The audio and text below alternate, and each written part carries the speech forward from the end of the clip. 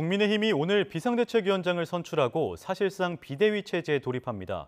비대위원장은 5선 주호영 의원이 유력하게 거론되는데 자동 해임 위기에 처한 이준석 대표 측 법적 대응 움직임도 가시화하고 있습니다. 김경수 기자가 보도합니다. 비대위 전환 의결을 위한 전국위원회를 하루 앞두고 이준석 대표와 가까운 국민의힘 정미경 최고위원과 한기호 사무총장이 잇따라 자리에서 물러났습니다. 저는 오늘 최고위원직을 사퇴합니다. 지금은 무엇보다 당의 혼란과 분열 상황을 빨리 수습해야 하는 것이 먼저라고 생각했습니다. 새 술은 새 푸대에 담아야 된다고 그러잖아요. 결국은 비대위원장이 내일 뽑히게 되면 새로운 사무총장을 임명하는데 제가 물러나야지 부담이 없으시죠. 그래서 당을 위해서 먼저 물러나 주세요.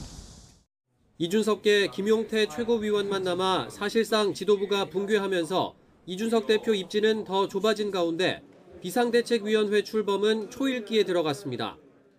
오늘 오전 전국위원회가 당대표 직무대행도 비대위원장을 임명할 수 있게 당헌을 개정하면 오후 의원총회를 통해 비대위원장을 추대합니다. 개파색이 옅은 5선 주호영 의원이 유력 후보로 꼽히는데 같은 날 곧바로 전국위원회 의결을 거쳐 권성동 대표 직무대행이 임명까지 할 것으로 보입니다. 이르면 이번 주 안에 비대위원 선출을 마무리 짓고 비대위가 공식 출범할 것으로 보이는데 갈등의 불씨는 남아 있습니다. 비대위 기간과 성격을 어떻게 할 건지 등을 두고 차기 당권 주자들 이해관계에 따라 잡음이 일 수 있는 겁니다. 비대위 출범으로 돌아갈 곳이 없어지는 이준석 대표의 반격도 변수입니다. 이미 오는 13일 기자회견을 예고한 가운데 이 대표 본인뿐만 아니라 일부 당원들도 법적 대응을 준비하고 있습니다. 책임당원 1,400여 분이 하루 만에 지금 모여서 소송을 하고 싶다라는 의사를 밝히셨습니다.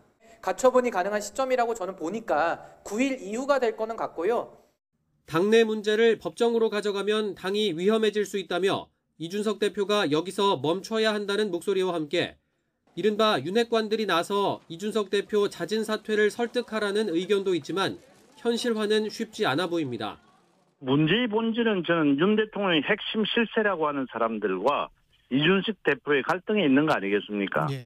손을 내밀어야 됩니다. 내밀어야 될 손은 힘 있고 또 책임 있는 사람이 먼저 내밀어야 하지 않겠습니까?